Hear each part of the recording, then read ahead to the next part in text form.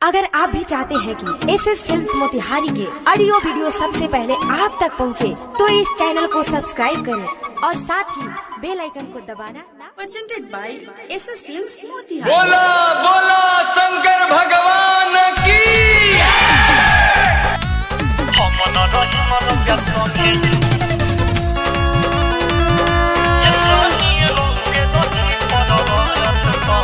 Music by Shubham राज। भांगन पिसाई मोर बथता कालाई बात मानी रौआ खाई मिसरी मलाई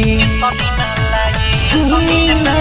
भांगन पिसाई मोर बथता कालाई बात मानी रौआ खाई मिसरी मलाई देखी तो उठला योंगे योंगे ये स्वामी जी ए भोला जी ये स्वामी रंगे रही पर्वत पर हम न रही मरगा संगे ये स्वामी रंगे रही पर्वत पर हम न रही मरगा संगे बोला बोला बाबा महेंद्रनाथ की। डिजिटल रिकॉर्डिंग स्टूडियो हाँ कार्तिक गणेश के दुख के रजऊ बुझी बानी परेशानी में सावन महीना के पानी ये स्वामी टप टप छुए दलानी में सुना कार्तिक गणेश के दुख के रजऊ बुझी बानी परेशानी में सावन महीना के पानी ये स्वामी टप टप छुए दलानी में सच सच कहीं कैसे के रही बनी रहुआ सफा सर भोंगे ये भोला जी ये स्वामी जी ये भोला रहुए रही पर्वत पर हम ना रहे मरगा संगे ये स्वामी रहुए रही पर्वत पर हम ना रहे मरगा संगे।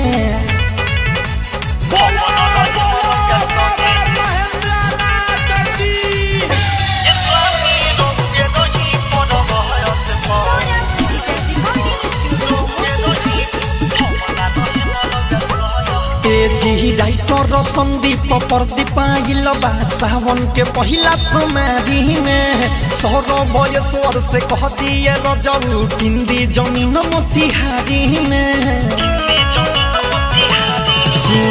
राइटर संदीप प्रदीप आइल बा सावन के पहिला सोमवारी में रतन रत्न से कह दी स्वामी किंदी जमीन मोतिहारी में किसन सुधीर के है बदली तो कदीर मिठू हाथ से पैसा गोने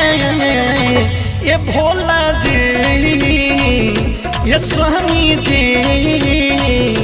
ये भोला रहुए रही पर्वत पर हम ना रहे मरगा संगे ये स्वामी रहुए रही पर्वत पर हम ना रहे मरगा संगे